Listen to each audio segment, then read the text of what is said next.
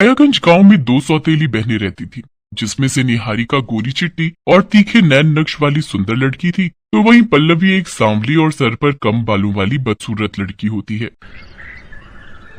माँ माँ, बालों में लगाने वाला तेल कहाँ है?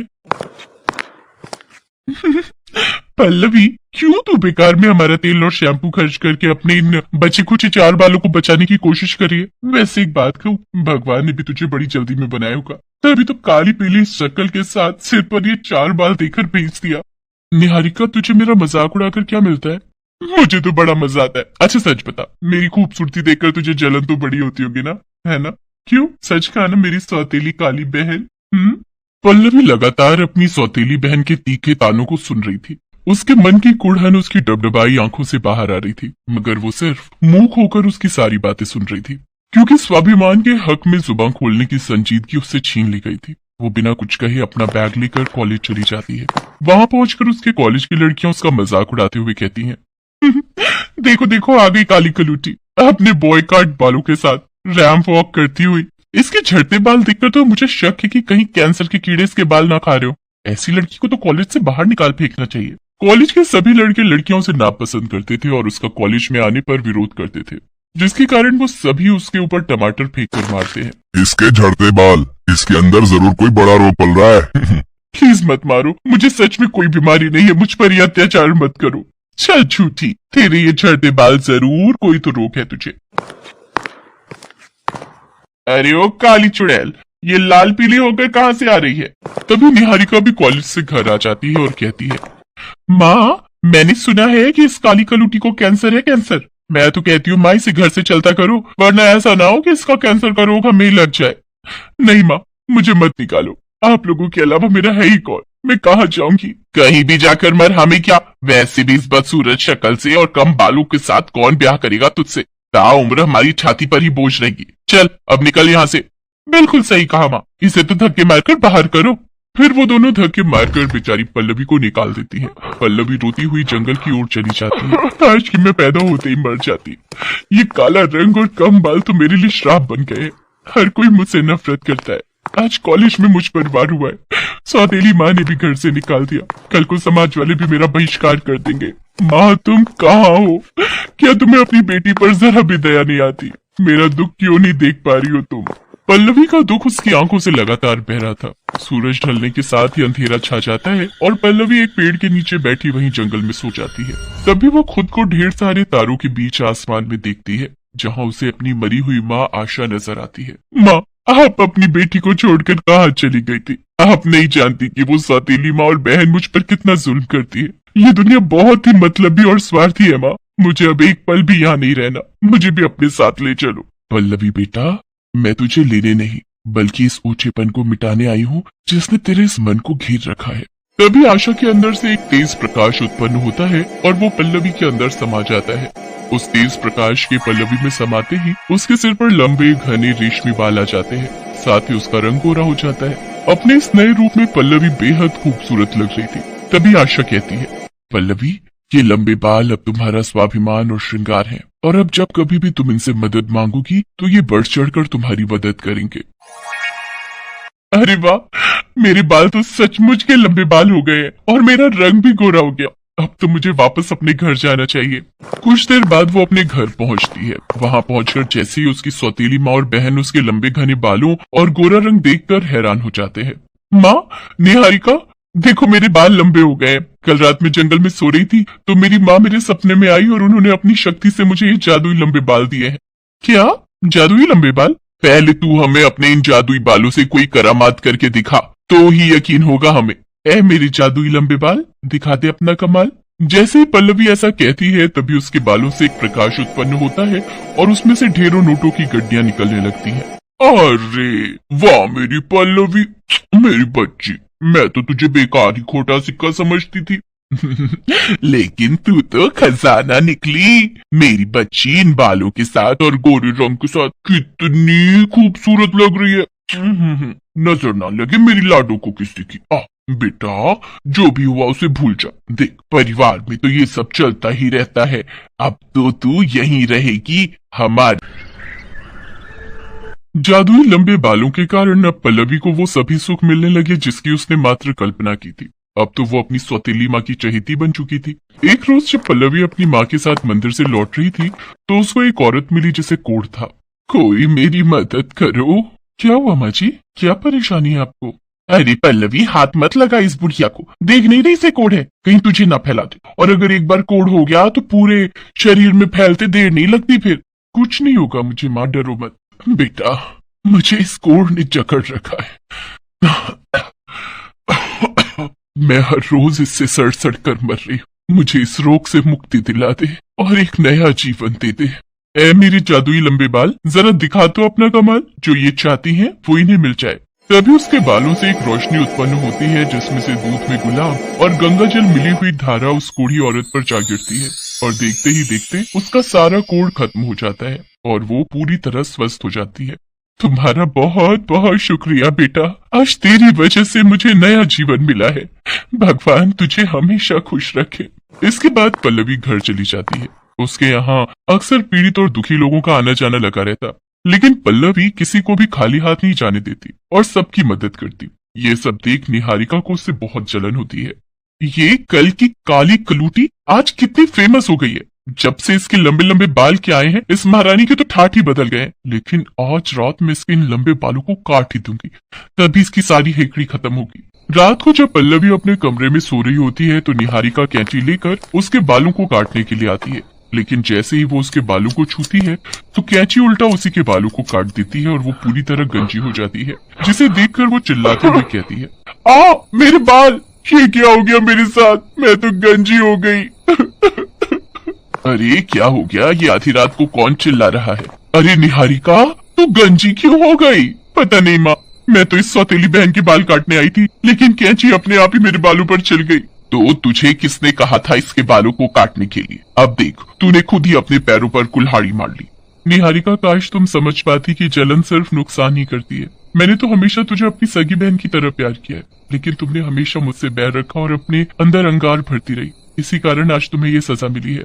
पल्लवी की बात सुनकर निहारिका का सिर शर्म से झुक जाता है और वो फूट फूट कर रोते हुए पल्लवी से माफी मांगती है। पल्लवी उसे क्षमा कर देती है और अपने जादुई लंबे बालों से उसके सिर पर फिर से बाल ला देती है। इसके बाद कामना और निहारिका पल्लवी को खूब प्यार और सम्मान देने लगे।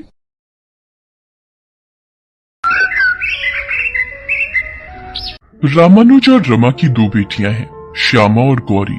श्यामा का रंग काला है तो गौरी का रंग गोरा। उन दोनों बहनों में बहुत प्यार है। वो साथ खेलती हैं, साथ पढ़ती हैं और साथ ही शैतानी भी करती हैं। और उनमें से अगर कोई बीमार पड़ जाए या किसी को कुछ चोट लग जाए तो फिर पूछिए मत। माँ, गौरी का घाव कब भरेगा? सुबह से शाम हो गई, बेचारी को बहुत दर्द हो रहा है। अरे वो घाव है, ठीक होने में समय लगेगा।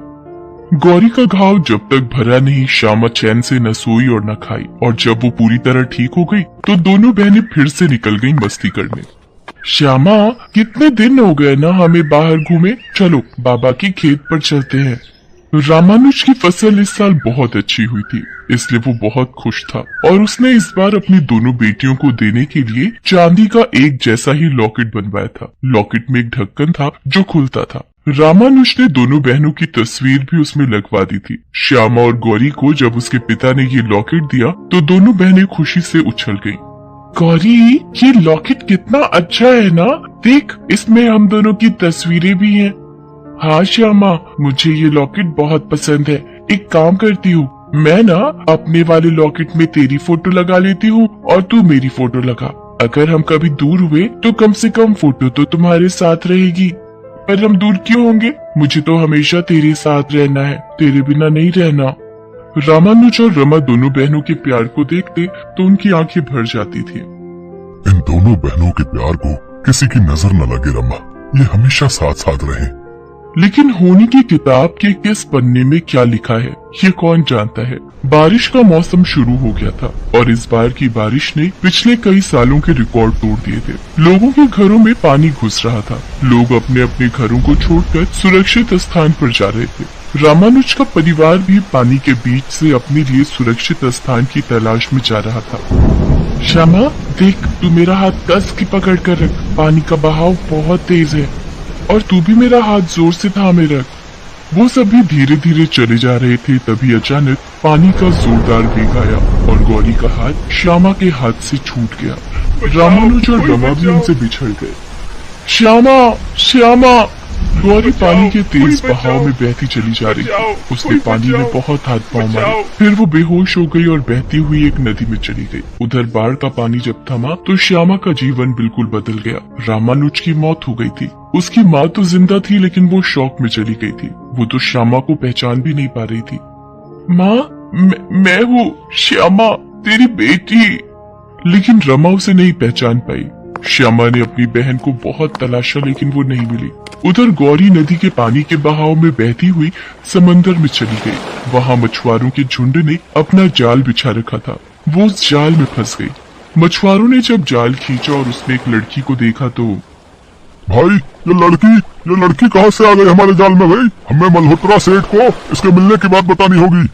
मल्होत्रा सेठ मछलियों के बहुत बड़ी कारोबारी थे। वो मछलियों को देश के हर एक कोने में सप्लाई करते थे। सारे मछुआरे उन्हीं के अंडर काम करते थे। मछुआरों के झुंड ने गौरी को मल्होत्रा सेठ को सौंप दिया।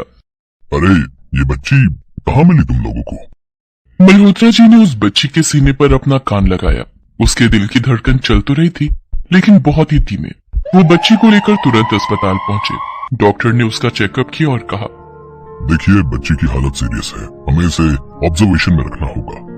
डॉक्टर साहब, बच्ची को कुछ नहीं होना चाहिए, चाहे कितने भी पैसे खर्च हो जाए, बस इसे ठीक कर दो। मल्होत्रा सेठ के पास पैसों की कोई कमी नहीं थी। कमी थी तो सिर्फ एक औलाद की। उसकी पत्नी अंजलि और वो खुद शादी के 13 साल के बाद भी बच्चे की किलकारी का इंतजार कर रहे थे। गौरी को वो भगवान के आशीर्वाद की तरह समझ रहे थे।